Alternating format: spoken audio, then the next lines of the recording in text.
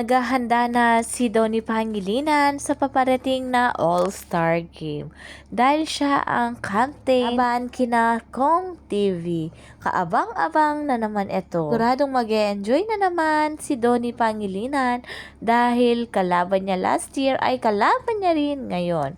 At paniguradong nandyan din si Bel Mariano to support. Hanggang ngayon ay hinihiling ng mga fans na sana ay makita si Bel Mariano na manood ng volleyball para si Donnie naman ang mag-cheer sa kanya. Kaya lang mukhang busy na naman si Bel kaya hindi ito makalaro. Dahil nga birthday ni Kyle Echari, nag-share ng larawan si Robby Domingo kasama si Donnie at si Piolo Pascual. Lagi din nilang kasama ngayon si Jello Marquez. At ano kayang jersey masusot ngayon ni Bel Mariano or siya nga ba ang magiging muse nila ni Donnie? Sabi nga nila, isang halik lang daw ni Bel Mariano ay gaganahin si Donnie Pangilinan.